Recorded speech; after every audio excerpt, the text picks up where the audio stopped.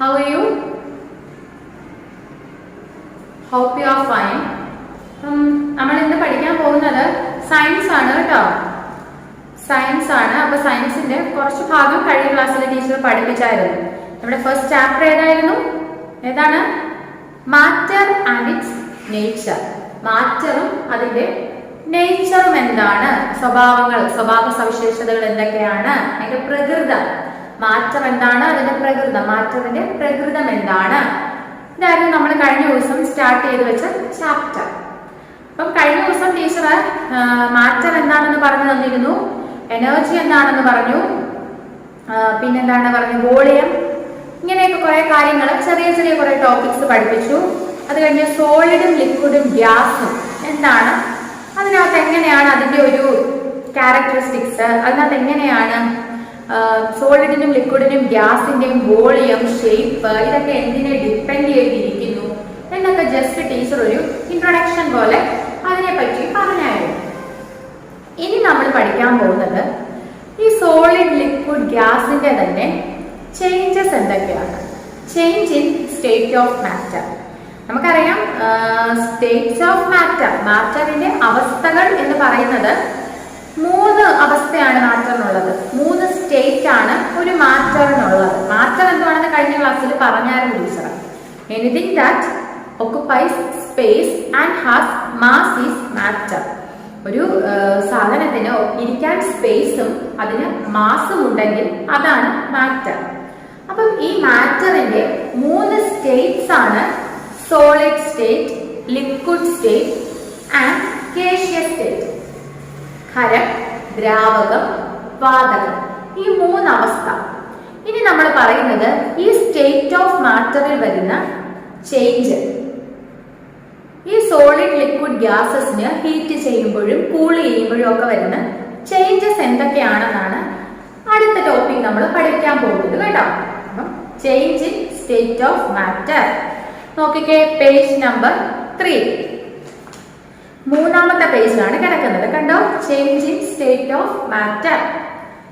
Teacher ഇവിടെ heading ഒക്കെ എഴുതിയിട്ടുണ്ട്. ടീച്ചർ ഒന്ന് വായിക്കട്ടെ. Like water, other substances also change their states on being heated or cooled to the right degree. The change in state of matter from one to another is called interconversion of state. എന്താണ് ഇവിടെ പറയുന്നത്? വാട്ടറിനെ പോലെ തന്നെ മറ്റ് സബ്സ്റ്റൻസും അതിന്റെ state change ചെയ്യും. എപ്പോഴാണ്? അതിനെ ഹീറ്റ് ചെയ്യുമ്പോഴോ കൂൾ ചെയ്യുമ്പോഴോ. അപ്പം എന്താണ്? വാട്ടറിനെ പോലെ തന്നെ മറ്റ് സബ്സ്റ്റൻസസും മറ്റ് സാധനങ്ങളും അതിന്റെ കറക്റ്റ് ഡിഗ്രിയിൽ ഹീറ്റ് ചെയ്യുകയോ ചൂടാക്കുകയോ തണുപ്പിക്കുകയോ ചെയ്യുമ്പോൾ അത് അതിന്റെ സ്റ്റേറ്റ് ചേഞ്ച് ചെയ്യും. മനസ്സിലായോ? വാട്ടർ, ഞാനൊരു എക്സാമ്പിൾ പറയാം. കഴിഞ്ഞ ദിവസം നമ്മൾ പഠിച്ചു ഐസ്. ഈ ഐസ് എന്ന് പറയുന്നത് സോളിഡ് സ്റ്റേറ്റ് ആണ്, ഖരമാണ്. ഈ സോളിഡിനെ നമ്മൾ ചൂടാക്കിയപ്പോൾ അതെന്തായി? വെള്ളമായി, ലിക്വിഡായി. ആ ലിക്വിഡിനെ പിന്നെയും നമ്മൾ ചൂടാക്കിയപ്പോഴോ വാട്ടർ വേപ്പർ ആയിട്ട് അങ്ങ് പോയില്ലേ, ഗ്യാസ് ആയി അല്ലേ? അപ്പം സോളിഡ് പിന്നെ അത് ലിക്വിഡായി, ലിക്വിഡ് ഗ്യാസ് ആയി. ഈ വെള്ളത്തിന്റെ കാര്യം പറയുന്നത് പോലെ മറ്റ് സബ്സ്റ്റൻസസും അതിന്റെ റൈറ്റ് ഡിഗ്രിയിൽ, കറക്റ്റ് ഡിഗ്രിയിൽ ചൂടാക്കുകയോ തണുപ്പിക്കുകയോ ഒക്കെ ചെയ്യുമ്പോൾ അതിന്റെ സ്റ്റേറ്റ് മാറും, അതിന്റെ അവസ്ഥ മാറും. ഒരു അവസ്ഥയിൽ നിന്ന്, ഒരു സ്റ്റേറ്റിൽ നിന്ന് മറ്റൊരു സ്റ്റേറ്റിലേക്ക് അത് മാറും എന്നാണ് പറയുന്നത്.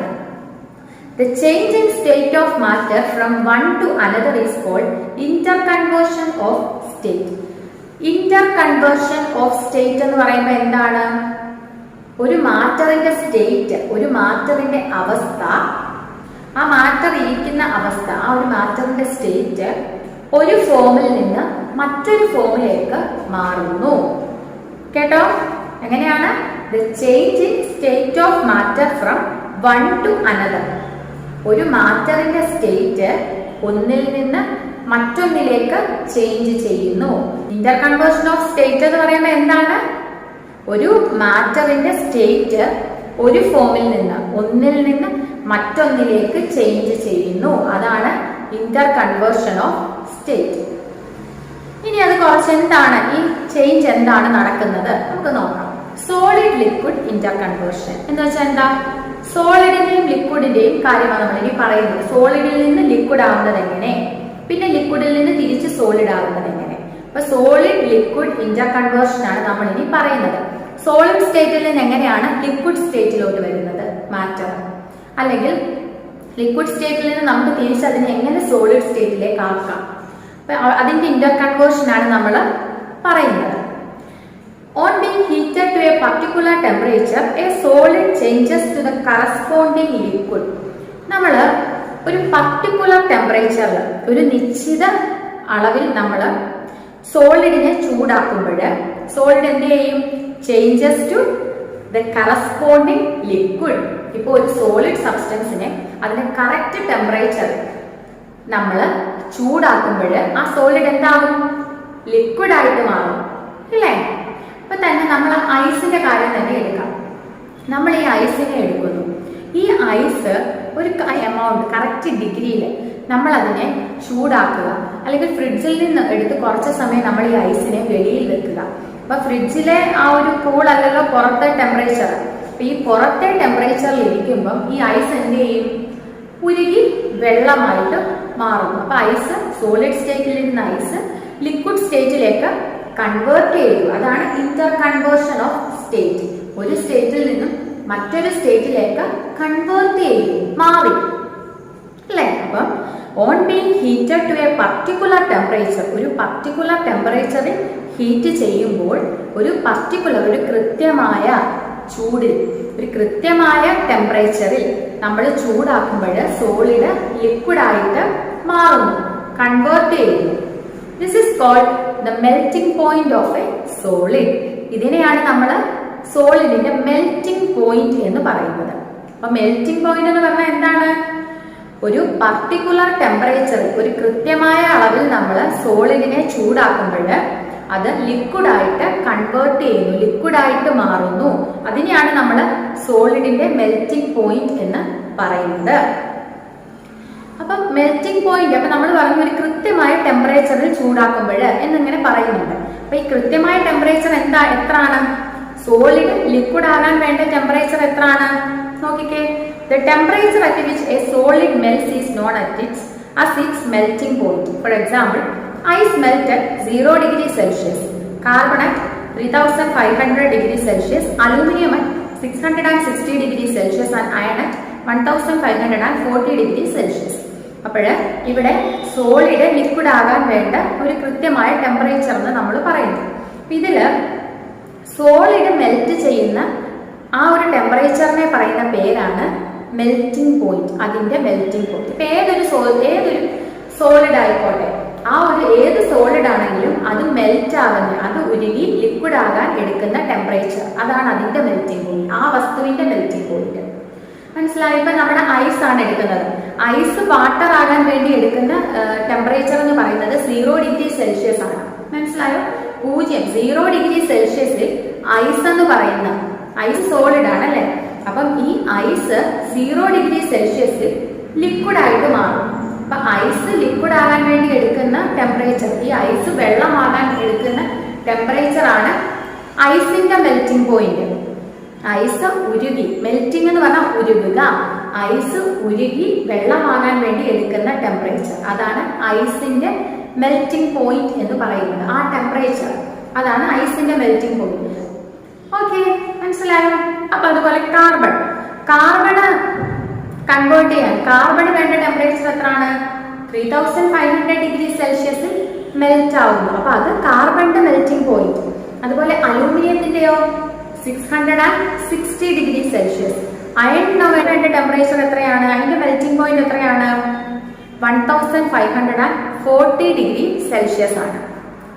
ഓക്കെ, അപ്പൊ നമ്മളിവിടെ ഐസിന്റെ മെൽറ്റിംഗ് പോയിന്റ് പറഞ്ഞു, കാർബണിന്റെ പറഞ്ഞു, അലൂമിനിയത്തിന്റെ, അയണിന്റെ, ഇത്രയെണ്ണത്തിന്റെ പറഞ്ഞു. അപ്പൊ മെൽറ്റിംഗ് പോയിന്റ് എന്ന് പറഞ്ഞാൽ എന്താണ്? ഒരു സോളിഡിന് ലിക്വിഡ് ആകാൻ വേണ്ട ടെമ്പറേച്ചർ എത്രയാണ്? ഒരു സോളിഡ് മെൽറ്റ് ആയി ലിക്വിഡ് ആകാൻ അതിന് എത്ര ടെമ്പറേച്ചർ വേണ്ടി വരുമോ അതാണ് അതിന്റെ മെൽറ്റിംഗ് പോയിന്റ് എന്ന് പറയുന്നത്. ഇനി അതുപോലെ തന്നെ അടുത്തൊരെണ്ണം നോക്കാം. അപ്പൊ നമ്മളിപ്പോ പറഞ്ഞത് ഏതാ? മെൽറ്റിംഗ് പോയിന്റ് ആണ് അല്ലെ? ഇതാണ്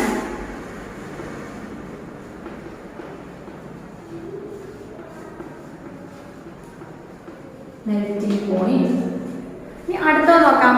on being cooled a liquid changes into the corresponding solid at a temperature called its freezing point.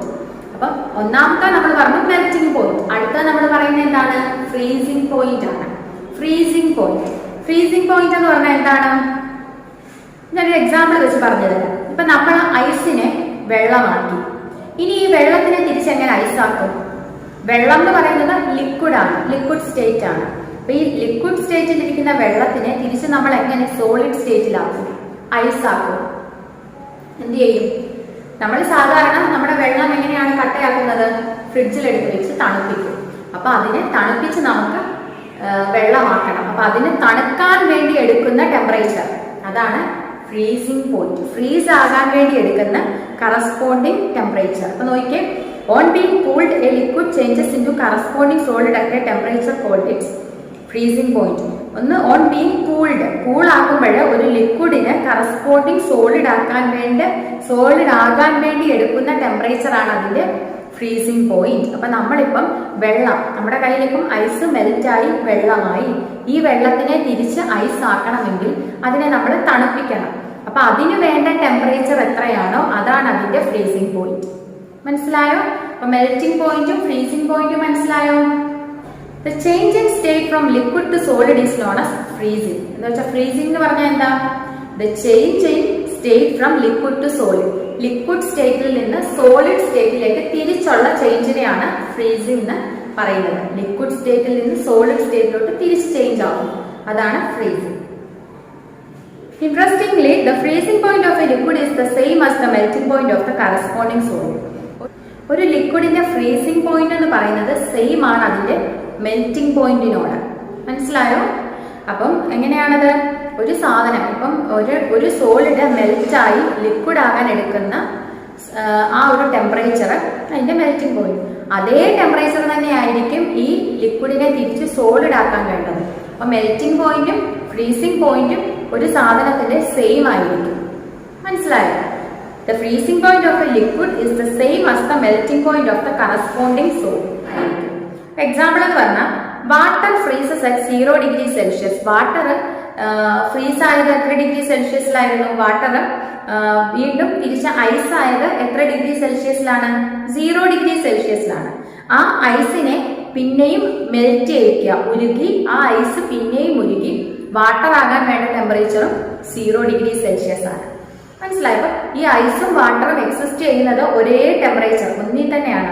അത് വാട്ടർ ആകാൻ എടുത്തതും വാട്ടർ തിരിച്ച് ഐസ് ആകാൻ എടുത്തതും ഒരേ ടെമ്പറേച്ചറിൽ തന്നെയാണ്. മനസ്സിലായോ? ഈ ഒരു ടെമ്പറേച്ചറിലാണ് അത് രണ്ടും എക്സിസ്റ്റ് ചെയ്യുന്നത്. അടുത്തത്, this also implies that a substance will exist in the solid state only below its melting point and in the liquid state only above it. Thus, substance ordinarily existing as solids having melting points higher than room temperature. This also implies that a substance will exist in the solid state only below its melting point and in the liquid state only above it. എന്ന് പറഞ്ഞാൽ എന്താണ്? ഒരു substance, ഈ നമുക്കിപ്പോ ഈ ഐസിന്റെയും വാട്ടറിന്റെയും നമ്മൾ പറഞ്ഞു ആ ഒരു സെയിം ടെമ്പറേച്ചറിൽ ഈ വാട്ടറും ഐസും എക്സിസ്റ്റ് ചെയ്യുന്നു. അപ്പൊ അതുപോലെ നമുക്ക് മനസ്സിലാക്കാൻ വേറൊരു കാര്യം എന്താണ്? ഒരു സബ്സ്റ്റൻസ് അതിന്റെ മെൽറ്റിംഗ് പോയിന്റിന്റെ ബിലോയിൽ മാത്രമേ സോളിഡ് സ്റ്റേറ്റിൽ എക്സിസ്റ്റ് ചെയ്യത്തുള്ളൂ. എങ്ങനെയാണ്? ഒരു സബ്സ്റ്റൻസ് സോളിഡ് സ്റ്റേറ്റിൽ എക്സിസ്റ്റ് ചെയ്യുന്നത് അതിന്റെ മെൽറ്റിംഗ് പോയിന്റിന്റെ താഴെ മാത്രമായിരിക്കും. എങ്ങനെയാകും? അതിന്റെ സോളിഡ് സ്റ്റേറ്റിൽ തന്നെ നിൽക്കണമെങ്കിൽ അതിന്റെ മെൽറ്റിംഗ് പോയിന്റിനേക്കാൾ കുറഞ്ഞ അവസ്ഥയിലായിരിക്കണം. അപ്പൊ മെൽറ്റിംഗ് പോയിന്റ് ആയിക്കഴിഞ്ഞാൽ പിന്നെ എന്ത് പറ്റും? ഈ സാധനം മെൽറ്റ് ആവും. അപ്പൊ ഐസ് തന്നെ അതിന്റെ മെൽറ്റിംഗ് പോയിന്റ് എത്തിക്കഴിഞ്ഞാൽ അത് മെൽറ്റ് ആയി വാട്ടർ ആവും. അപ്പൊ അത് സോളിഡ് സ്റ്റേറ്റിൽ തന്നെ ആ വസ്തുവിന് തുടരണമെന്നുണ്ടെങ്കിൽ അത് മെൽറ്റിംഗ് പോയിന്റിന്റെ കുറച്ച് താഴെയായിട്ട് നിൽക്കണം. മനസ്സിലായോ? അതുപോലെ തന്നെ ലിക്വിഡ് സ്റ്റേറ്റിലാകണമെങ്കിലോ ലിക്വിഡ് സ്റ്റേറ്റിൽ തന്നെ തുടരണമെങ്കിൽ മെൽറ്റിംഗ് പോയിന്റ് കുറച്ചുകൂടെ ഹൈ ആയിട്ട് നിൽക്കണം. മനസ്സിലായോ? മെൽറ്റിംഗ് പോയിന്റിനേക്കാൾ കുറച്ചുകൂടെ ഹൈ ആയിട്ട് നിന്നാലേ ലിക്വിഡ് സ്റ്റേറ്റിൽ എക്സിസ്റ്റ് ചെയ്യാൻ പറ്റത്തുള്ളൂ. നോക്കിക്കേ, this also implies that a substance will exist in the solid state only below its melting point and in the liquid state only above it. ഒരു വസ്തു അതിന്റെ സോളിഡ് സ്റ്റേറ്റിൽ തന്നെ നിൽക്കണമെങ്കിൽ അതിന്റെ മെൽറ്റിംഗ് പോയിന്റിന്റെ തൊട്ട് താഴത്തെ ലെവലിൽ നിൽക്കണം. മെൽറ്റിംഗ് പോയിന്റിനോട് തൊട്ട് താഴെയായിട്ട് നിൽക്കണം. അതല്ല അതിന്റെ ലിക്വിഡ് സ്റ്റേറ്റിലാണ് നിൽക്കേണ്ടതെങ്കിലോ മെൽറ്റിംഗ് പോയിന്റിനേക്കാൾ കുറച്ചുകൂടെ എബോവ് ആയിട്ട് നിൽക്കണം. മനസ്സിലായല്ലോ? അതുപോലെ the substances ordinarily existing as solid, example carbon, aluminum, iron, gold, etc. അതുപോലെ വേറെ ചില സബ്സ്റ്റൻസ് ഓർഡിനറിലി ചില സബ്സ്റ്റൻസുകളുണ്ട്, വേറെ ചില സോളിഡ് സബ്സ്റ്റൻസുകളുണ്ട്, കാർബൺ, അലൂമിനിയം, ഗോൾഡ് ഒക്കെ. ഇതിനൊക്കെ മെൽറ്റിംഗ് പോയിന്റ് എന്തായിരിക്കും? Room temperature. നമ്മൊരു റൂം ടെമ്പറേച്ചർ ഉണ്ട്. അപ്പൊ ആ റൂം ടെമ്പറേച്ചറിനെക്കാട്ടിലും മുകളിലായിട്ടായിരിക്കും ഇതിന്റെ മെൽറ്റിംഗ് പോയിന്റ്. ഈ എക്സിസ്റ്റ് ചെയ്യുന്ന വേറെ ചില സോളിഡ്സിന്റെ മെൽറ്റിംഗ് പോയിന്റ് എന്ന് പറയുന്നത് റൂം ടെമ്പറേച്ചറിനേക്കാൾ ഹൈ ആയിരിക്കും, കൂടുതലായിരിക്കും. അതേസമയം വേറെ ചില ലിക്വിഡ്സ് ഉണ്ട്, ദ്രാവകാവസ്ഥയിൽ എക്സിസ്റ്റ് ചെയ്യുന്ന നിലനിൽക്കുന്ന കുറച്ച് കാര്യങ്ങളുണ്ട്. Water, ethyl alcohol, acetone, mercury, ഇതിന്റെയൊക്കെ മെൽറ്റിംഗ് പോയിന്റ് എന്ന് പറയുന്നത് റൂം ടെമ്പറേച്ചറിനേക്കാൾ കുറവായിരിക്കും. ഓക്കെ, അത്രയും മനസ്സിലായല്ലോ. അപ്പൊ മെൽറ്റിംഗ് പോയിന്റ് പറഞ്ഞു, ഫ്രീസിംഗ് പോയിന്റ് പറഞ്ഞു. പിന്നെ മെൽറ്റിംഗ് പോയിന്റിനും ഫ്രീസിംഗ് പോയിന്റും ഐസും വാട്ടറും വെച്ച് എങ്ങനെയാണ് എക്സിസ്റ്റ് ചെയ്യുന്നത് പറഞ്ഞു. ഇപ്പൊ കുറച്ച് റൂം ടെമ്പറേച്ചറിനേക്കാൾ എബോവ് നിൽക്കുന്ന സോളിഡ്സിനെ പറ്റിയും റൂം ടെമ്പറേച്ചറിന്റെ ബിലോ നിൽക്കുന്ന സോളിഡ്സിനെ പറ്റിയും പറഞ്ഞു. അടുത്തത് ലിക്വിഡ് ഗ്യാസ് ഇന്റർ കൺവേർഷൻ. നമ്മളിപ്പോ പറഞ്ഞത് സോളിഡ് ലിക്വിഡ് ഇന്റർ കൺവേർഷൻ ആയിരുന്നു പറഞ്ഞത്. സോളിഡ് ലിക്വിഡ് ആകുന്നു, ലിക്വിഡ് തിരിച്ച് സോളിഡ് ആകുന്നു. ഇനി പറയുന്നതോ liquid gas interconversion. Liquid gas ആകുന്നു, ഗ്യാസ് വീണ്ടും തിരിച്ച് ലിക്വിഡ് ആകുന്നു. When a liquid is heated to a particular temperature, it forms bubbles throughout its bulk. ഒരു ലിക്വിഡ് നമ്മൾ പർട്ടിക്കുലർ ടെമ്പറേച്ചറിൽ ഹീറ്റ് ചെയ്യുമ്പോൾ എന്ത് പറ്റും? അവിടെ ബബിൾസ് ഉണ്ടാകും. ബബിൾസ് എന്ന് പറഞ്ഞാൽ എന്താ? കുമിള. കുറച്ച് വെള്ളം എടുത്ത് ചൂടാക്കണം. അപ്പൊ എവിടെയോ കുറെ ചൂടായി കഴിഞ്ഞ് ഏതോ ഒരവസ്ഥയിൽ എത്തുമ്പോൾ എന്ത് പറ്റും? ചെറിയ ചെറിയ കുമിളകൾ കാണാം. നമ്മൾ പറയും വെള്ളം തിളയ്ക്കുന്നത്, അല്ലെ? ഇപ്പൊ ചൂടായി കുറെ കഴിയുമ്പോൾ എന്ത് പറ്റും? ഈ വെള്ളം തിളയ്ക്കും, ബബിൾസ് ഉണ്ടാവും. This phenomenon is called boiling and the corresponding temperature is called boiling point. ഇങ്ങനെ തിളയ്ക്കുന്ന അതിനെയാണ് പറയുന്നത് ബോയിലിംഗ്. ബബിൾസ് ഉണ്ടാകുന്നു, അതാണ് ബോയിലിംഗ്. ആ ടെമ്പറേച്ചറിനെയാണ് ബോയിലിംഗ് പോയിന്റ് എന്ന് പറയുന്നത്.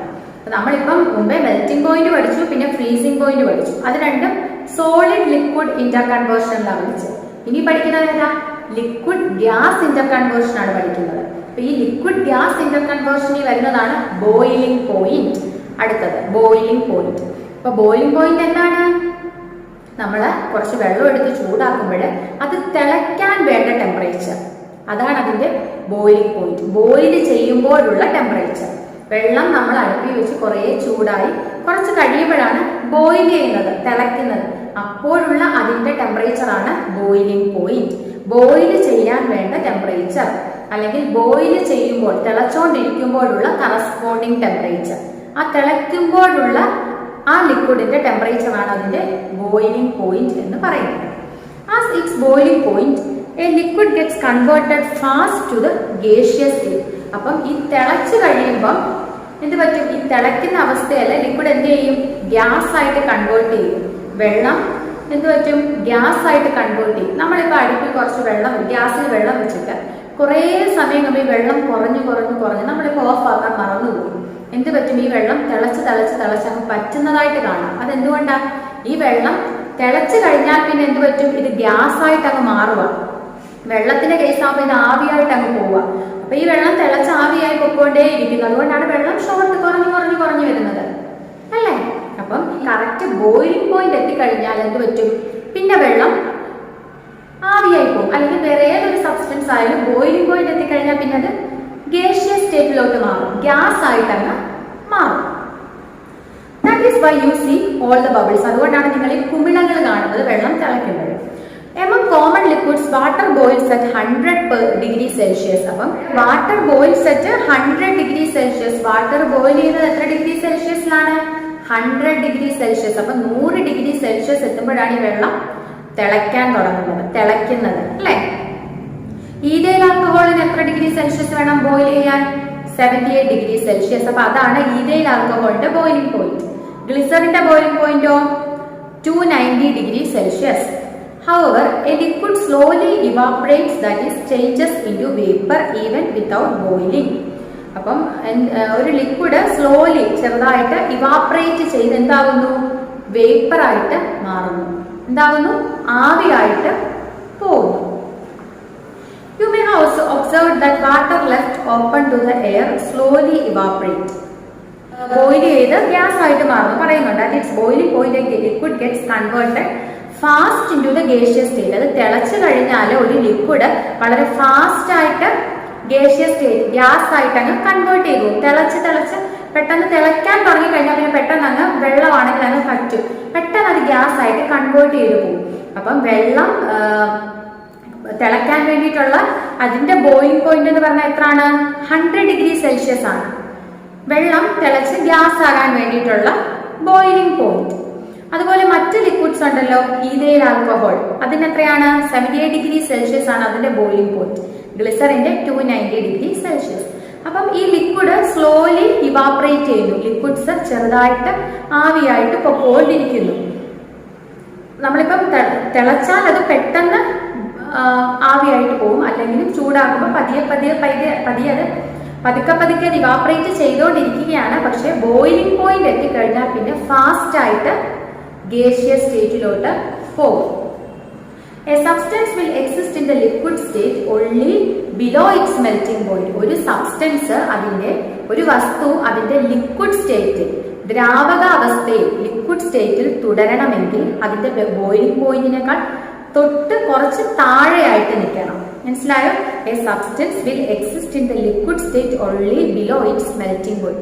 ഒരു സബ്സ്റ്റൻസ് അതിന്റെ ലിക്വിഡ് സ്റ്റേറ്റിൽ തന്നെ തുടരണമെങ്കിൽ ആ സബ്സ്റ്റൻസ് അതിന്റെ ബോയിലിംഗ് പോയിന്റിന്റെ ബിലോ ആയിട്ട് നിൽക്കണം. മനസ്സിലായല്ലോ? സബ്സ്റ്റൻസിന്റെ ഗേഷ്യസ് സ്റ്റേറ്റ് ഈസ് കൂൾഡ്. അപ്പം ഗേഷ്യസ് സ്റ്റേറ്റിൽ ഇരിക്കുന്ന ഒരു സബ്സ്റ്റൻസിനെ നമ്മൾ കൂൾ ചെയ്യുന്നു. ലിക്വിഡിനെ നമ്മൾ ചൂടാക്കി ഗേഷ്യസ് സ്റ്റേറ്റിലാക്കി. ഇനി ആ ഗ്യാസിനെ തണുപ്പിച്ച് വേണം നമുക്ക് ലിക്വിഡ് ആകാൻ. ഇപ്പം വാട്ടർ തിളച്ചത് ആവിയായി അല്ലെ? ആ ആവി പിന്നെ എന്ത് ചെയ്യും? തണുത്ത് വീണ്ടും വെള്ളമാകണം. ഇപ്പൊ വാട്ടർ വേപ്പർ തന്നെ നീരാവിയായി, അത് പിന്നെ തണുത്തുറഞ്ഞ് മഴയാവുന്നു. അതുപോലെ അതിനെ കൂൾ ചെയ്ത് ഗേഷ്യസ് സ്റ്റേറ്റിലിരിക്കുന്ന സബ്സ്റ്റൻസിനെ നമ്മൾ കൂൾ ചെയ്യുന്നു. അത് ചേഞ്ച് ചെയ്ത് ലിക്വിഡ് ആകുന്നത് അതിന്റെ ബോയിലിംഗ് പോയിന്റിന്റെ ബിലോയിലായിരിക്കും. Below it's boiling point. അതിന്റെ ബോയിലിംഗ് പോയിന്റിന്റെ ബിലോ ആയിട്ടായിരിക്കും ഇത് ചേഞ്ച് ചെയ്ത് ലിക്വിഡ് ആവുന്നത്.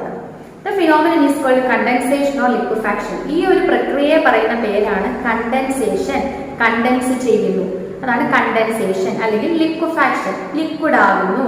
ഗ്യാസ് കണ്ടൻസ് ചെയ്യുന്നു അല്ലെങ്കിൽ ഗ്യാസ് ലിക്വിഡ് ആകുന്നു. അപ്പൊ അതാണ് കണ്ടൻസേഷൻ അല്ലെങ്കിൽ ലിക്വിഫാക്ഷൻ. അപ്പൊ ഒരു സബ്സ്റ്റൻസ് അതിന്റെ ലിക്വിഡ് സ്റ്റേറ്റിൽ തന്നെ തുടരണമെങ്കിൽ അതിന്റെ ബോയിലിംഗ് പോയിന്റിന്റെ ബിലോ ആയിട്ട് നിൽക്കണം. പിന്നെ ഗ്യാസ് ആയ ഒരു സബ്സ്റ്റൻസ് ആ ഗേഷ്യസ് സ്റ്റേറ്റിൽ, ആ ഗ്യാസിന്റെ അവസ്ഥയിൽ നിന്ന് തിരിച്ച് ലിക്വിഡ് ആകണമെങ്കിൽ അതിനെ തണുപ്പിക്കണം. അപ്പൊ തണുപ്പിക്കുന്നത് അതിന്റെ ബോയിലിംഗ് പോയിന്റിന്റെ ബിലോ ആയിട്ട് വേണം. മനസ്സിലായല്ലോ? ആ വേപ്പേഴ്സ് ഡിഫറെന്റ് ഫ്രം ഗ്യാസസ്. വേപ്പറും ഗ്യാസും തമ്മിൽ എന്തെങ്കിലും ഡിഫറൻസ് ഉണ്ടോ? വേപ്പർ എന്ന് പറഞ്ഞാൽ നീരാവി, ഗ്യാസോ വാതകം. Vapours are the same as gases. വേപ്പറും ഗ്യാസും സെയിം തന്നെയാണ്. നമ്മളിപ്പോ പറയുന്നു വെള്ളം നീരാവിയായിട്ട് പോയി, വെള്ളത്തിനെ ചൂടാക്കിയപ്പം അത് നീരാവിയായിട്ട് വേപ്പറായി പോയി എന്നാണ് പറയുന്നത്. വെള്ളം ഗ്യാസ് ആയി പോയെന്ന് പറയുന്നു ഇല്ല. അപ്പൊ നമ്മൾ ചിലപ്പോൾ വിചാരിക്കും ഈ വേപ്പറും ഗ്യാസും തമ്മിൽ എന്താണ് വ്യത്യാസം? വെള്ളം വേപ്പറായി, നീരാവിയായി, പക്ഷെ അത് ഗ്യാസിന്റെ അവസ്ഥയിലാണ്, ഗേഷ്യസ് സ്റ്റേറ്റ് ആണ്, വാതകമായി കഴിഞ്ഞു. അപ്പൊ എന്താണ് ഇതിന്റെ വ്യത്യാസം എന്ന് നമ്മൾ ചിന്തിച്ചിട്ടുണ്ടാവും. അപ്പൊ ഈ വേപ്പറും ഗ്യാസും എന്ന് പറയുന്നത് സെയിം ആണ്, ഒന്ന് തന്നെയാണ്. Both are in the gaseous state. വേപ്പറും നീരാവിയും ഗ്യാസിന്റെ അവസ്ഥയിൽ തന്നെയാണ്, മറ്റുള്ള ഗ്യാസുകളും ഗ്യാസിന്റെ അവസ്ഥയിൽ തന്നെയാണ്. അപ്പൊ ഇത് തമ്മിൽ വേപ്പറും ഗ്യാസും തമ്മിൽ വ്യത്യാസങ്ങളൊന്നുമില്ല. രണ്ടും ഗേഷ്യസ് സ്റ്റേറ്റിൽ തന്നെയാണ്, രണ്ടും വാതക അവസ്ഥയിൽ തന്നെയാണ്. Substances that ordinarily exist in the gaseous state, example hydrogen, oxygen, nitrogen, carbon dioxide, etc. അപ്പൊ ഗേഷ്യസ് സ്റ്റേറ്റിൽ ഇരിക്കുന്ന സബ്സ്റ്റൻസസ് ഏതൊക്കെയാ? വാതകം ആയിട്ട് കാണുന്ന ഏതൊക്കെയാണ്? ഏതാ? Hydrogen, oxygen, nitrogen, carbon. ഇതെല്ലാം വാതകാവസ്ഥയിലാണ്, ഗ്യാസിന്റെ അവസ്ഥയിലാണ് ഇരിക്കുന്നത്, ഗ്യാസായിട്ടാണ് ഇരിക്കുന്നത്. അതിനെല്ലാം നമ്മൾ ഗ്യാസസ് എന്ന് പറയും, ഗ്യാസസ്. അതുപോലെ substances that ordinarily exist in the solid or liquid state are called vapours. അപ്പൊ ഈ സോളിഡ് സ്റ്റേറ്റിലും ലിക്വിഡ് സ്റ്റേറ്റിലും ഇരിക്കുന്ന വസ്തുക്കളെയാണ് നമ്മൾ vapours in the gaseous state എന്ന് പറയുന്നത്. മനസ്സിലായോ? ഇപ്പം ഞാനൊരു എക്സാമ്പിൾ ആയിട്ട് പറഞ്ഞു തരാം. നമ്മളിപ്പം ഈ hydrogen, nitrogen, oxygen, carbon dioxide ഇതൊക്കെ എന്താണ്? ഗ്യാസസ് ആണ് അല്ലേ? ഇത് ഗ്യാസിന്റെ അവസ്ഥയിൽ തന്നെ, അത് ആദ്യം തൊട്ടേ ഗ്യാസസ് ആണ്. അതേസമയം നമ്മുടെ ഐസ് സോളിഡിന്റെ അവസ്ഥയിൽ ഇരിക്കുക. ഈ ഐസിനെ നമ്മൾ ചൂടാക്കി വെള്ളമാക്കി, അപ്പൊ അത് ലിക്വിഡായി. പിന്നെ ആ ലിക്വിഡിനെ വീണ്ടും ചൂടാക്കിയാണ് നമ്മൾ ഗ്യാസ് ആക്കുന്നത് അല്ലെ? അപ്പൊ ഇത് സോളിഡും ലിക്വിഡും ഗ്യാസ് ആകുന്നതാണ് അല്ലെ? അപ്പൊ അങ്ങനെയുള്ള സാധനങ്ങളെയാണ് നമ്മൾ പറയുന്നത് vapours in the gaseous state. അപ്പൊ അത് സോളിഡും ലിക്വിഡും ആയിരുന്നു, അത് പിന്നെ വേപ്പർ ആയി അല്ലെ? അപ്പൊ അതാണ് വേപ്പേഴ്സ് ഇൻ ഗേഷ്യസ് സ്റ്റേറ്റ് എന്ന് പറയുന്നത് അല്ലെ? സബ്സ്റ്റൻസസ് സോളിഡ് സ്റ്റേറ്റിൽ അല്ലെങ്കിൽ ലിക്വിഡ് സ്റ്റേറ്റിൽ ഇരിക്കുന്നതിനെയാണ് that ordinarily exist in the solid or liquid state are called. അപ്പൊ അത് സ്വാഭാവികമായിട്ടും അത് സോളിഡ് സ്റ്റേറ്റോ ലിക്വിഡ് സ്റ്റേറ്റിലോ ആയിരിക്കും. അതിനെ വേപ്പർ സ്റ്റേറ്റിലോട്ട് ആക്കി മാറ്റുന്നു, അല്ലെങ്കിൽ അത് പിന്നീട് വേപ്പർ സ്റ്റേറ്റിലോട്ട് ആകുന്നതായിരിക്കും. അപ്പൊ അങ്ങനെയുള്ളതിനെയാണ് vapours in the gaseous state എന്ന് പറയുന്നത്. അപ്പം മറ്റേതെന്ന് പറഞ്ഞാൽ ഗ്യാസസ് ഓൾറെഡി ഗ്യാസസ് തന്നെയാണ്, അത് ആ സ്റ്റേറ്റിൽ തന്നെ തുടർന്ന് വരുന്നതാണ് അല്ലേ? Okay. Thus in the gaseous state, sulfur ordinarily a solid. നമ്മുടെ സൾഫർ എന്ന് പറയുന്നത് ഒരു സോളിഡ് ആണ്. അതിന്റെ സ്വാഭാവികമായ അവസ്ഥ എന്ന് പറഞ്ഞാൽ അതൊരു സോളിഡ് ആണ്. പക്ഷെ അത് ഗേഷ്യസ് സ്റ്റേറ്റിൽ നമ്മൾ എന്ത് പറയും? അതിനെ സൾഫർ വേപ്പർ എന്ന് പറയും. കാര്യം സൾഫർ വേപ്പർ ആയിട്ട് മാറി, അപ്പൊ അത് സൾഫർ വേപ്പർ എന്ന് പറയും. എന്നുവെച്ചാൽ അത് സ്വാഭാവികമായിട്ട് അത് ഒരു സോളിഡ് ആണ്. ആ സോളിഡ് അത് ഗ്യാസിന്റെ സ്റ്റേറ്റിലോട്ട് മാറുന്നതാണ്. അപ്പൊ അതുകൊണ്ട് അതിനെ സൾഫർ വേപ്പർ എന്ന് പറയും. വാട്ടർ എന്ന് പറയുന്നത് എന്താണ്? ഓർഡിനറിലി ലിക്വിഡ് ആണ്. വാട്ടർ ഒരു ലിക്വിഡ് ആണ്. അത് പിന്നെ നീരാവി ആകുമ്പോൾ, അത് വേപ്പർ ആകുമ്പോൾ അതിനെ നമ്മൾ എന്ത് പറയും? വാട്ടർ വേപ്പർ എന്ന് പറയും അല്ലേ? സൾഫർ ഗേഷ്യസ് സ്റ്റേറ്റിൽ ആകുമ്പോൾ സൾഫറിനെ നമ്മൾ സൾഫർ വേപ്പർ എന്ന് പറയും. ഓർഡിനറിലി സൾഫർ ഒരു സോളിഡ് ആണ്. അതുപോലെ വാട്ടർ ഒരു ലിക്വിഡ് ആണ്. അത് ഗേഷ്യസ് സ്റ്റേറ്റ്, ഗ്യാസിന്റെ അവസ്ഥയിലോട്ട് ആകുമ്പോൾ നമ്മൾ അതിനെ വാട്ടർ വേപ്പർ എന്ന് പറയും. അതിനൊരു എക്സാമ്പിൾ ഇവിടെ പറഞ്ഞിരിക്കുന്നത് സൾഫർ ആണ്. സൾഫർ ഓർഡിനറിലി സ്വാഭാവികമായിട്ട് അതൊരു സോളിഡ് ആണ് സൾഫർ. ഈ സൾഫർ ഗേഷ്യസ് സ്റ്റേറ്റ്, ഗ്യാസിന്റെ അവസ്ഥയിലോട്ട് പോകുമ്പോൾ അതിനെ നമ്മൾ സൾഫർ വേപ്പർ എന്ന് പറയും. ഓർഡിനറിലി സോളിഡ് ആയിട്ടുള്ളതും ലിക്വിഡ് ആയിട്ടുള്ളതും ഗ്യാസ് ആവുമ്പോഴാണ് നമ്മൾ അതിനെ വേപ്പർ എന്ന് പറയുന്നത് അല്ലെ? ഇപ്പൊ സൾഫർ എന്ന് പറയുന്നത് ഒരു സോളിഡ് ആണ്. അത് വേപ്പർ, അത് ഗേഷ്യസ് സ്റ്റേറ്റിലോട്ട് പോകുമ്പോൾ, ഗ്യാസിന്റെ സ്റ്റേറ്റിലോട്ട് പോകുമ്പോഴാണ് അതിനെ നമ്മൾ സൾഫർ വേപ്പർ എന്ന് പറയുന്നത്. അതുപോലെ നമ്മുടെ വെള്ളം, അത് ലിക്വിഡ് ആണ്. വെള്ളം ലിക്വിഡ് ആണല്ലോ, ദ്രാവകമാണല്ലോ. ഈ ദ്രാവകം വേപ്പർ ആകുമ്പോഴാണ്, ആ ദ്രാവകം ചൂടാക്കി ഗ്യാസിന്റെ അവസ്ഥയിലോട്ട് പോകുമ്പോഴാണ് അതിനെ വാട്ടർ വേപ്പർ എന്ന് പറയുന്നത്. മനസ്സിലായല്ലോ? Some solids vaporise directly. ചില സോളിഡുകൾ ഡയറക്റ്റ് ആയിട്ട് വേപ്പറൈസ് ചെയ്യും. ഇപ്പം വെള്ളം എന്നൊക്കെ പറയുന്നത് നമ്മൾ ഐസ് മെൽറ്റായി ലിക്വിഡായി, ലിക്വിഡ് പിന്നെയും ചൂടാക്കി എന്താകുന്നു? വേപ്പർ ആകുന്നു. പക്ഷെ ചില സോളിഡുകൾ ഡയറക്റ്റ് ആയിട്ട് ഗ്യാസ് ആകും അല്ലെ? അതിന്റെ ഇടയ്ക്ക് ലിക്വിഡ് എന്നൊരു സ്റ്റേറ്റ് ഇല്ല. ലിക്വിഡ് എന്നൊരു സ്റ്റേറ്റ് ഇല്ലാതെ തന്നെ ചില സോളിഡുകൾ, ലിക്വിഡ് എന്നൊരു സ്റ്റേറ്റ് ഇല്ലാതെ തന്നെ ചില സോളിഡുകൾ ഗ്യാസ് ആകും. സോളിഡ് ഡയറക്റ്റ് ആയിട്ട് ഗ്യാസ് ആകും, ലിക്വിഡ് ഇല്ലാതെ തന്നെ അല്ലെ? Some solids vaporise without a melting, a phenomenon called sublimation. എന്ന് വെച്ചാൽ സോളിഡ് മെൽറ്റ് ആകാതെ തന്നെ ഗ്യാസ് ആകും. സാധാരണഗതി സോളിഡ് മെൽറ്റ് ആയി ലിക്വിഡ് ആകുന്നു, അത് കഴിഞ്ഞ് ഗ്യാസ് ആകുന്നു. ഇവിടെ സോളിഡ് മെൽറ്റ് ആകാതെ തന്നെ ഡയറക്റ്റ് ആയിട്ട് ഗ്യാസ് ആകുന്നു. ആ പ്രോസസ്സിനെ പറയുന്ന പേരാണ് സബ്ലിമേഷൻ. എന്താണ് സബ്ലിമേഷൻ? പുതിയ ന്യൂ വേർഡാണ് സബ്ലിമേഷൻ. നിങ്ങൾ പഠിച്ചിട്ടുണ്ടായിരിക്കില്ല.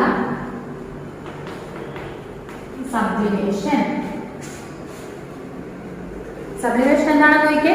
Some solids vaporise without melting. ചില സോളിഡ് മെൽറ്റ് ചെയ്യാതെ തന്നെ വേപ്പർ ആകുന്നു. അതാണ്, ആ ഫിനോമിനനാണ് sublimation. You must have observed that a mothball or an air freshener kept in open slowly becomes smaller in size and finally disappears. നിങ്ങൾ കണ്ടിട്ടുണ്ടോ ഒരു മോത്ത് ബോൾ അല്ലെങ്കിൽ ഒരു എയർ ഫ്രഷ്നർ ഒക്കെ ഉണ്ടല്ലോ? ഈ എയർ ഫ്രഷ്നർ ഒക്കെ തുറന്നു വെച്ച് കഴിയുമ്പോൾ അത് പതുക്കെ പതുക്കെ അതിന്റെ പാർട്ടിക്കിൾസ് സൈസ് ചെറുതായി വന്നിട്ട് അത് ഫൈനലി ഡിസപ്പിയർ ആവും, പെട്ടെന്ന് അങ്ങ് അപ്രത്യക്ഷമായി പോകും. അതിന്റെ കാരണം എന്താ? It is made up of a chemical called naphthalene. ഇതൊക്കെ ഉണ്ടാക്കിയിരിക്കുന്നത് നാഫ്തലിൻ എന്ന് പറയുന്ന ഒരു കെമിക്കൽ കാരണമാണ്.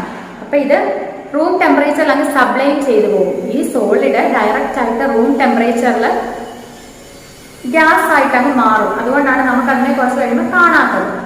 പെട്ടെന്ന് സോളിഡ് സ്റ്റേറ്റിലിരുന്ന സാധനം ചെറുതായി ഡിസപ്പിയർ ആകുന്നു. സോളിഡ് സ്റ്റേറ്റിലിരുന്ന സാധനം ഡയറക്റ്റ് ആയിട്ട് ഗ്യാസ് ആയിട്ട് അങ്ങ് മാറുവാണ്, അല്ലേ? അപ്പൊ അതാണ് സബ്ലിമേഷൻ എന്ന് പറയുന്നത്. Camphor also sublimes at room temperature. Camphor എന്ന് പറഞ്ഞാൽ കർപ്പൂരം ഒക്കെ കത്തിച്ചാൽ അത് ഡയറക്റ്റ് ആയിട്ട് അതിന് ഗ്യാസ് ആവുക.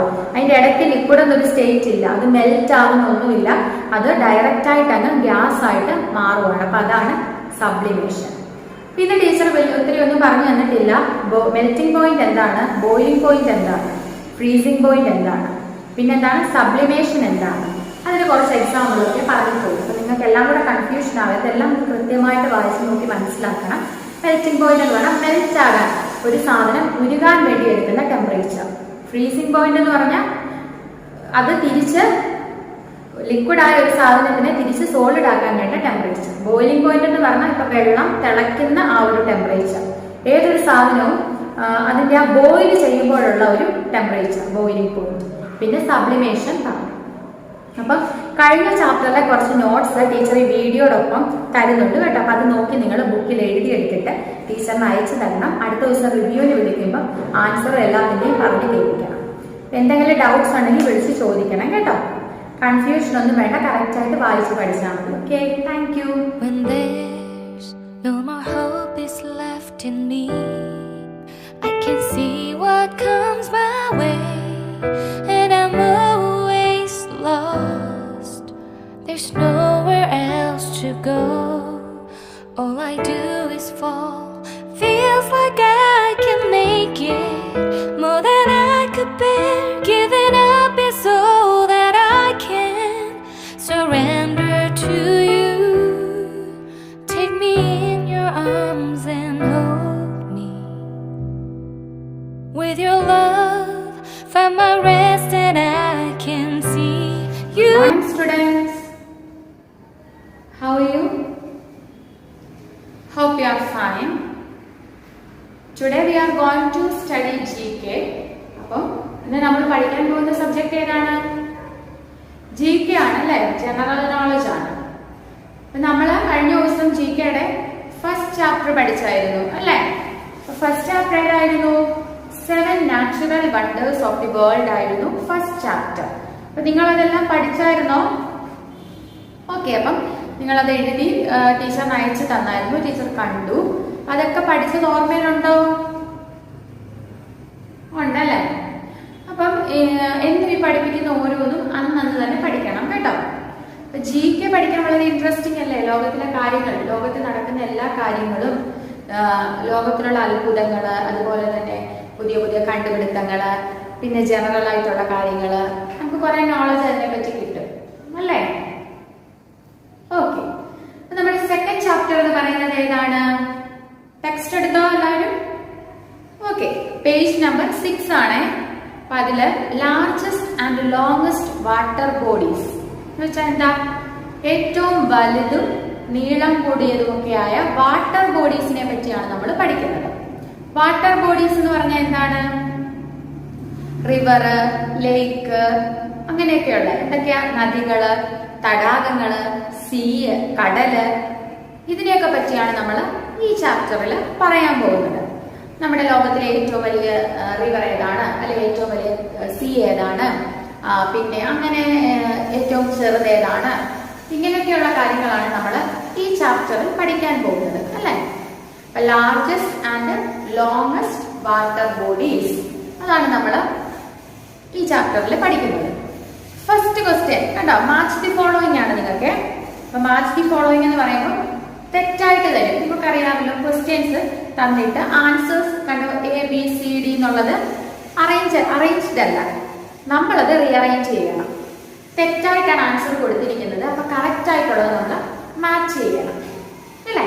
നിങ്ങൾ എങ്ങനെയാണ് അത് മാച്ച് ചെയ്യേണ്ടതെന്ന് വെച്ചാൽ നിങ്ങൾ നിങ്ങളുടെ നോട്ട്ബുക്ക് എടുത്തിട്ട് സെക്കൻഡ് ചാപ്റ്ററിന്റെ പേര് chapter 2 largest and longest water bodies എന്ന് എഴുതിയിട്ട് നിങ്ങൾ ഓരോന്നും നേരെ നേരെ ആൻസർ എഴുതി വെക്കണം.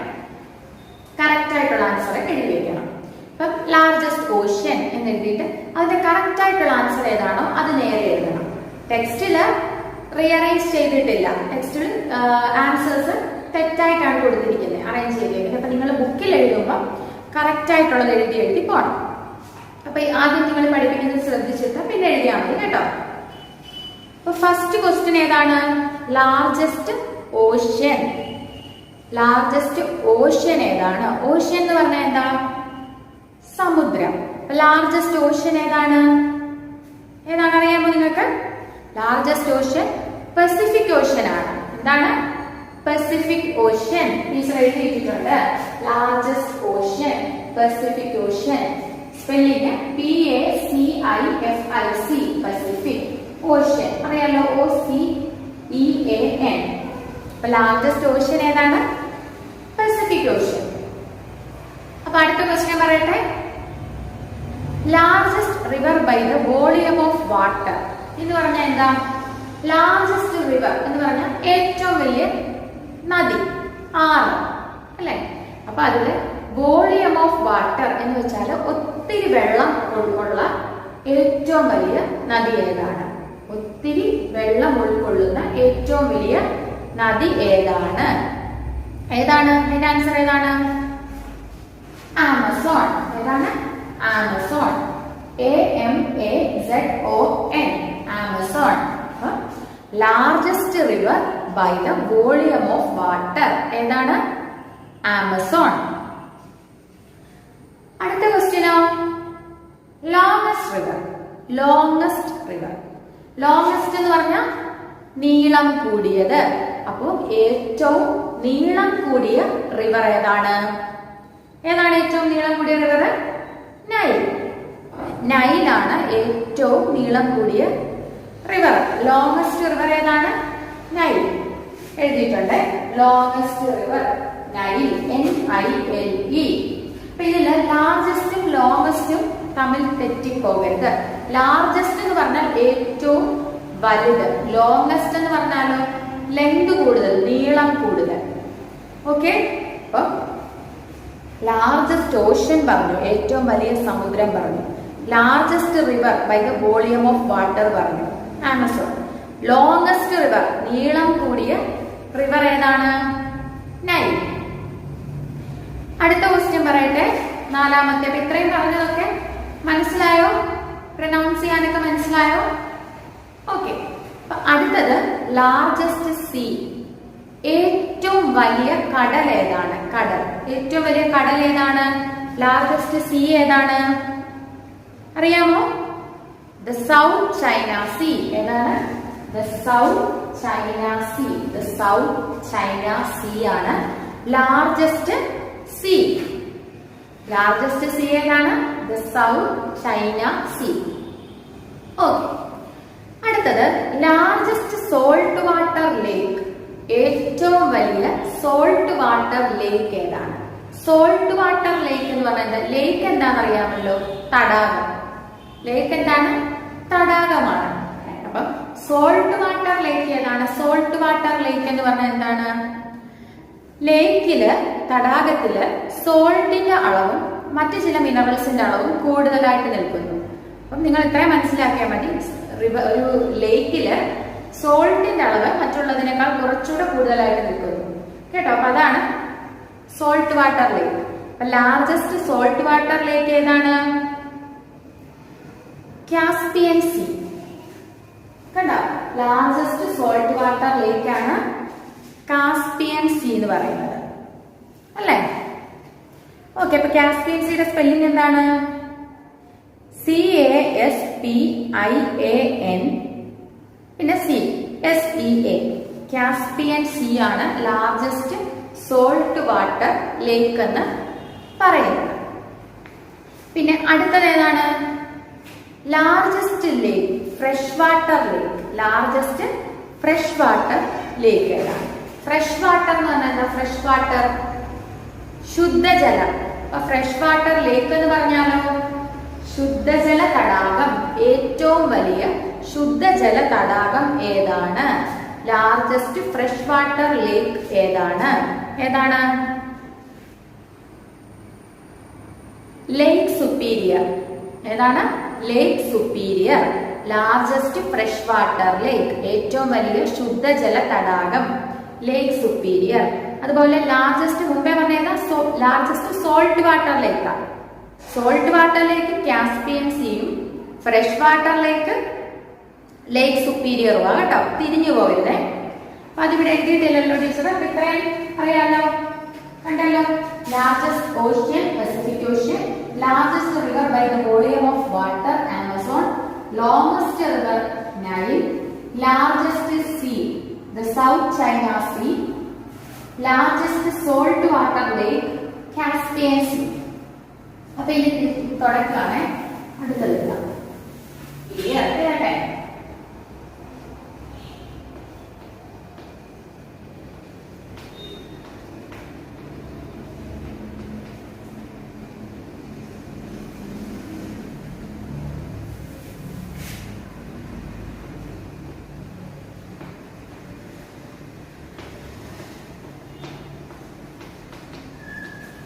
ലേക്ക് സുപ്പീരിയർ. സുപ്പീരിയറിന്റെ സ്പെല്ലിംഗ് എന്താണ്? SUPERIOR. SUPERIOR. ലേക്ക് സുപ്പീരിയർ ആണ്. ലേക്ക് സുപ്പീരിയർ ആണ് ലാർജസ്റ്റ് ഫ്രഷ് വാട്ടർ ലേക്ക്. അടുത്തത് ലോങ്സ്റ്റ് ലേക്ക് ഏതാണ്? ലോങ്സ്റ്റ് എന്ന് പറഞ്ഞാൽ എന്താ? നമ്മുടെ ടീച്ചർ പറഞ്ഞു ലോങ്സ്റ്റ് നീളം കൂടിയത്. അപ്പൊ ലോങ്സ്റ്റ് ലേക്ക് ഏതാണ്? ലോങ്സ്റ്റ് ലേക്ക് ലേക്ക് ടങ്കന്യക. എന്താണ്? ലേക്ക് ടങ്കന്യക. ലോങ്സ്റ്റ് ലേക്ക് ഏതാണ് എഴുതട്ടെ? ലോങ്സ്റ്റ് ലേക്ക് ഏതാണ്? ലേക്ക് ടങ്കന്യക. സ്പെല്ലിംഗ് കറക്റ്റ് ആയിട്ട് എഴുതിയെടുക്കണം കേട്ടോ. എന്താണ് സ്പെല്ലിംഗ്? TANGAN കേട്ടോ. TANGANYIKA. ഓക്കെ. അടുത്തത് ഹയസ്റ്റ് ലേക്ക് ഏതാണ്? അപ്പൊ ഇപ്പൊ മുമ്പേ പറഞ്ഞത് ലോങ്സ്റ്റ് ലേക്ക്, ഏറ്റവും നീളം കൂടിയ തടാകം. ഹയസ്റ്റ് എന്ന് പറഞ്ഞാലോ ഹയസ്റ്റ് ഏറ്റവും ഉയർന്നത്, ഏറ്റവും ഉയരത്തിലുള്ളത്. ഹയസ്റ്റ് ലേക്ക് ഏതാണ്? Highest lake lake Titicaca. അതാണ് ടൈറ്റിക്കാക്ക.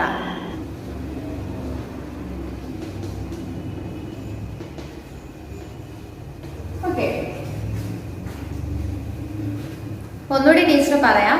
Largest ocean Pacific ocean, largest river by the volume of water Amazon, longest river Nile, largest sea the South China Sea, largest salt water lake Caspian Sea, largest fresh water lake Lake Superior, longest lake Lake Tanganyika, highest lake Lake Titicaca. അപ്പോൾ അടുത്തത് ഏതാണ്?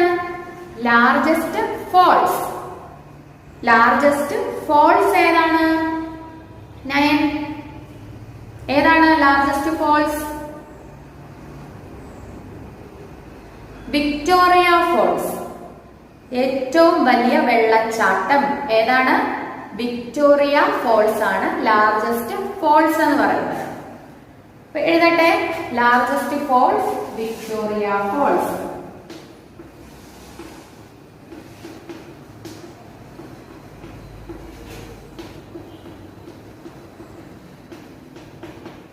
Victoria falls. ഇനി highest waterfalls ഏതാണ്? ഇപ്പൊ മുമ്പേ പറഞ്ഞത് largest fall ആണ് Victoria fall. Highest വാട്ടർഫോളോ? ഏറ്റവും ഉയർന്ന വാട്ടർഫോൾ ഏതാണ്? ഏറ്റവും ഹയസ്റ്റ് വാട്ടർഫോൾ ഏഞ്ചൽ ഫോൾസ്. ഏതാണ്? Angel fall. Angel falls. കേട്ടോ, ഹയസ്റ്റ് വാട്ടർഫോൾ ഏതാണ്? Angel false. അപ്പൊ ഇത്രയും മനസ്സിലായല്ലോ. അപ്പൊ ടീച്ചർ ഒന്നും കൂടി വേണമെങ്കിൽ പറയാം, എല്ലാവരും ശ്രദ്ധിച്ചോണം. Largest ocean Pacific ocean. Largest river by the volume of water ഏതാ? ആമസോൺ. ലോങ്സ്റ്റ് റിവർ, ഏറ്റവും നീളം കൂടിയ റിവർ, നൈൽ. ലാർജസ്റ്റ് സീ, ഏറ്റവും വലിയ sea, the South China see. Largest salt water lake, Caspian Sea. Largest fresh water lake, ശുദ്ധജല തടാകം, ഏറ്റവും വലിയ ശുദ്ധജല തടാകം, ലേക്ക് സുപ്പീരിയർ. ലോങ്സ്റ്റ് ലേക്ക്, ഏറ്റവും നീളം കൂടിയ തടാകം, ലേക്ക് ടങ്കന്യക. ഹയസ്റ്റ് ലേക്ക്, ഏറ്റവും വലിയ ഏറ്റവും ഉയരം കൂടിയ തടാകം, ലേക്ക് തിറ്റിക്കാക്ക. ലാർജസ്റ്റ് ഫോൾസ്, ഏറ്റവും വലിയ falls, highest lake, Lake Titicaca. Highest falls, Lake Titicaca. Largest falls, Victoria Falls. Highest waterfalls, Angel false. അപ്പൊ ഇത്രയും മനസ്സിലായോ? അപ്പൊ ഇതെങ്ങനെയാണ് എഴുതേണ്ടത്? ഓരോന്നും ഞാനിപ്പോ പറഞ്ഞതുപോലെ എഴുതിയിട്ട് ലാർജസ്റ്റ് ഓഷ്യൻ, പസഫിക് ഓഷ്യൻ, അങ്ങനെ ഓരോന്നും കറക്റ്റ് ആയിട്ട് നേരെ നേരെ ബുക്കിൽ എഴുതിയിട്ട് ടീച്ചറിന് അതിന്റെ പിക്ചർ എടുത്ത് അയച്ചു തരണം കേട്ടോ. അതുപോലെ അടുത്ത ദിവസം റിവ്യൂവിന് വിളിക്കുമ്പോൾ പഠിച്ചത് ടീച്ചർ ചോദിക്കുകയും ചെയ്യും. Okay okay. അപ്പൊ ഈ ഫാക്ട് ഡോളോഗ് എന്ന് പറഞ്ഞ് കിടക്കുന്നത്, the Pacific Ocean is the largest of the world's 5 oceans and covers an area of about 155 million square kilometers. Pacific ഓഷ്യനെ പറ്റിയുള്ളൊരു ഫാക്റ്റ് ആണ് പറയുന്നത്, ഒരു കാര്യമാണ്, ഒരു സത്യാവസ്ഥയാണ്. The Pacific Ocean is the largest of the world's 5 oceans. ലോകത്തിലെ തന്നെ ഏറ്റവും വലിയ 5 സമുദ്രങ്ങളിൽ വെച്ച് ഉള്ളതിൽ, ലോകത്തിലെ തന്നെ ഏറ്റവും വലിയ 5 സമുദ്രങ്ങളിൽ ഒരെണ്ണമാണ് പസഫിക് ഓഷ്യൻ, വലിപ്പത്തിൽ ലാർജസ്റ്റ്. ഓക്കെ. പിന്നെ and covers an area of about 155 million square kilometres. 155 million square kilometres അത് കവർ ചെയ്യുന്നുണ്ട്. ഇനി latest peep ഏതാ? Recently in 2015, Angel Falls have appeared in the film Point Break. ഈ 2015 നമ്മുടെ ഈ ഏഞ്ചൽ ഫോൾസ് എന്ന് പറഞ്ഞ ഹയസ്റ്റ് വാട്ടർഫോൾ, അത് ഒരു ഫിലിം പോയിന്റ് ബ്രേക്ക് ഫിലിമിൽ അപ്പിയർ ചെയ്തിട്ടുണ്ട്. ഓക്കെ. ഇനി ലൈഫ് സ്കിൽ എന്ന് പറഞ്ഞ് കൊടുത്തേക്കുന്നുണ്ട്. Earth has 97.5% of the salt water and only 2.5% fresh water. We have very little usable water. Let us save each drop of water. എന്താണ് പറഞ്ഞിരിക്കുന്നത്? ലൈഫ് സ്കില്ല് ഭൂമിയിൽ 97.5% salt water ആണ്. വെറും 2.5% മാത്രമേ നമുക്ക് ശുദ്ധജലം കിട്ടുന്നുള്ളൂ. അപ്പൊ അതുകൊണ്ട് ഒരു തുള്ളി ജലം പോലും നമ്മൾ പാഴാക്കരുത്. ജലം അമൂല്യമാണ്, അത് പാഴാക്കരുത് എന്ന് പറയില്ലേ? അതെന്തുകൊണ്ടാണ്? ഈ പറഞ്ഞ പോലെ 2.5% മാത്രമേ നമുക്ക് യൂസബിൾ ആയിട്ടുള്ളതുള്ളൂ. ഓക്കെ. ഇനി നമുക്ക് അടുത്ത പേജ് നോക്കിയേ, പേജ് നമ്പർ 7. അതിലെ ക്യൂസ് കൊടുത്തിട്ടുണ്ട്. Answer the following questions. കുറെ ക്വസ്റ്റ്യൻസ് കൊടുത്തിട്ടുണ്ട്, അതിന്റെ ആൻസർ നിങ്ങൾ എഴുതണം. ഓക്കെ. അപ്പൊ ടീച്ചർ അതൊന്ന് ബോർഡിൽ എഴുതി വയ്ക്കും.